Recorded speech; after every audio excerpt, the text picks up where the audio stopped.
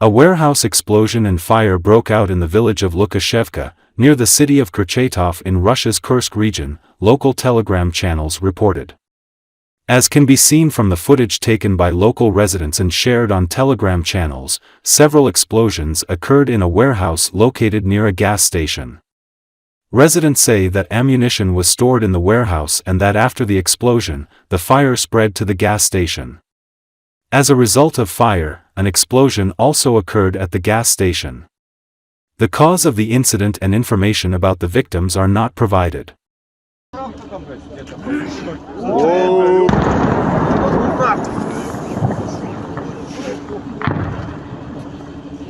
А я заснял, пацаны.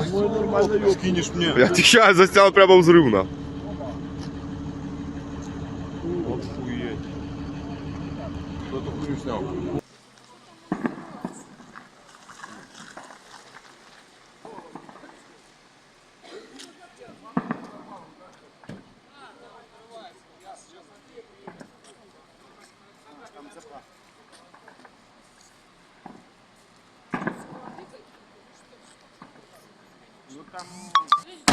Ох ты ебать! Ох ты ебать! Вот это въебло!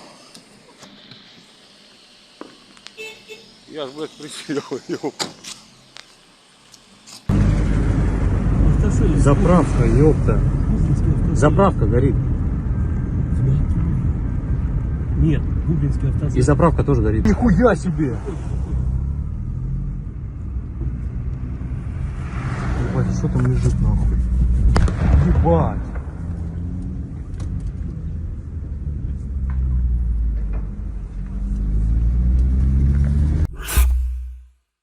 Putin again distinguished himself with another comical statement.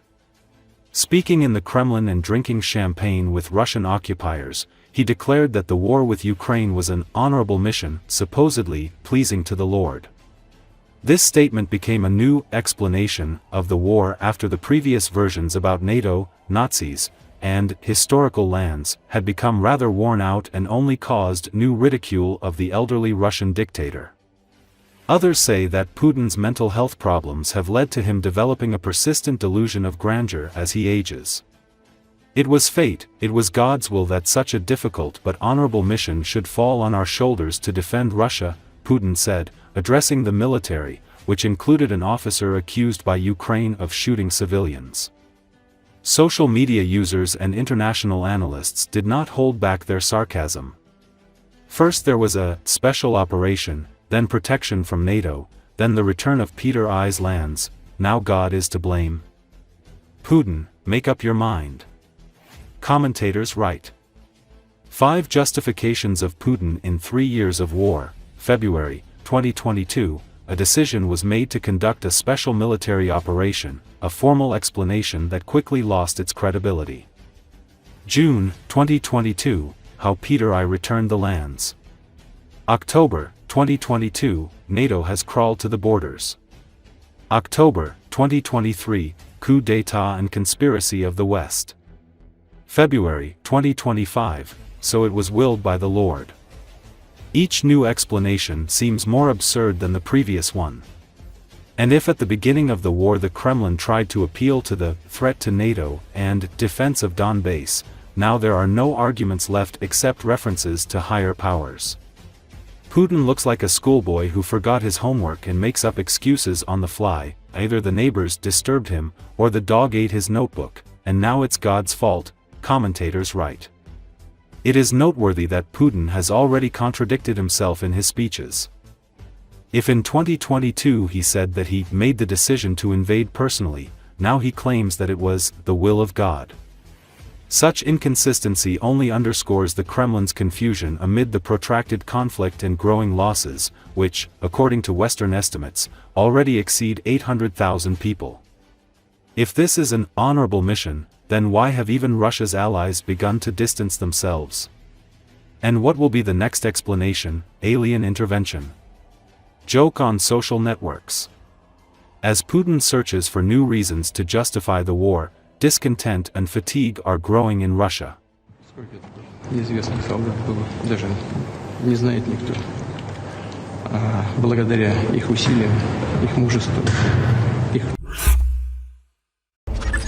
Russian troops have begun using their soldiers, those who refuse to follow orders, as bait for Ukrainian drone strikes, Militarny reported. A leaked video shows a captured Russian soldier, identified as Ivan Tretiakov, born May 29, 2002, from Kamensk-Uralsky, Sverdlovsk region, Russia. Bound to a tree with wire around his neck, Tretiakov is interrogated by several Russian soldiers. Tretiakov admitted he had been afraid to take part in an assault against Ukrainian positions and had considered injuring himself to avoid battle. When we were at the staging point, I was scared to run under a drone loaded with explosives, so I ran back and took cover, Tretiakov explained in the video. When I was hiding, my comrade Jean told me, "Let me wound you, so you can get out." He refused, but when another soldier attempted to injure himself, he accidentally shot Tretiakov instead. During the interrogation, one of the Russian soldiers suddenly cut the conversation short, saying, "Oh, it's coming. They're about to greet us." Tretiakov immediately looked up. Another soldier added, "I can tell you right now, when it gets here, it'll drop explosives immediately." Moments later, the video ended.